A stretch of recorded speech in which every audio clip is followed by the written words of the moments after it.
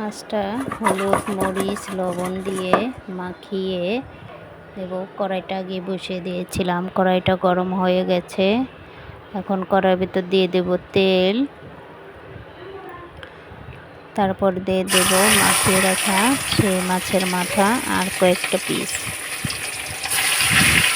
বেশি ভাজবো না, হালকা একটু ভেজে নেব, যেহেতু সবজি দিয়ে রান্না করব, তাই মাছটা পুরোপুরি না ভেজে হালকা ভেজে নেব।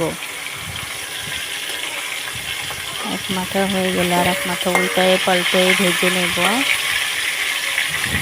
কাঁচা গন্ধটা চলে যায় ভেজে নিলে। দেখুন আমার ভাজা প্রায় শেষের দিক, আমি এখন উঠিয়ে নেব। সবাই কাঁচা মাছ খেতে চায় না, তাই একটু ভাজে নিলে মাছটা সুন্দর হয়, খেতেও ভালো লাগে।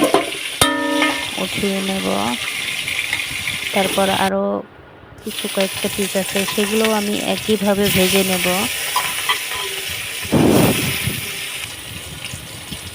হালকাভাবে ভাজবো, বেশি ভাজবো না, একইভাবে ভেজে নিয়েছি। এখন দিয়ে দিচ্ছি ওই তেলের ভেতর আবার তেল দিয়ে দেব, কাঁচামরিচ পেঁয়াজ কিছুক্ষণ নাড়াচাড়া করে এর মধ্যে দিয়ে দেব আদা রসুন বাটা পরিমাণ মতো, জিরা বাটা পরিমাণ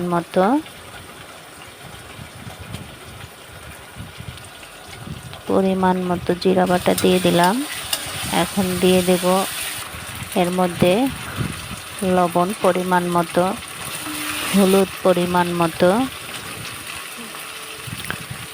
মরিচ পরিমাণ মতো দিয়ে দেব। আপনারা যদি ঝাল বেশি খেতে চান তাহলে ঝাল বেশি দিতে পারেন। তারপর দিয়ে দিলাম ধনে গুঁড়া, এর সাথে অ্যাড করে দিলাম পানি।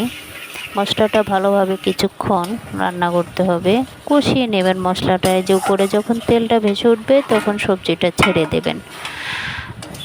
এর মধ্যে সবজি ছেড়ে দিয়ে ভালোভাবে কষিয়ে নিয়ে মশলাটা ভালোভাবে কষাবেন। ভালোভাবে কষিয়ে নিয়েছি, তারপর এর মধ্যে আবার একটু পানি অ্যাড করে দিলাম। মশলাটা আর একটু ভালোভাবে কষিয়ে নিতে হবে যেন সব কিছু সিদ্ধ হয়ে যায়। এখন এই পর্যায়ে চলে আসছে, কষানো প্রায় শেষের দিক, আর কিছুক্ষণ রান্না করব। হয়ে গেছে, এরই ভেতর দিয়ে দিলাম এখন সেই ভাজা মাছ, হালকাভাবে যে ভেজেছিলাম সেই মাছটা সবজির ভিতর একসাথে নাড়াচাড়া করে দিয়ে তারপর দিয়ে দেব ঝোল দিয়ে আর একটু ভালোভাবে নাড়াচাড়া করে ঢেকে দেব।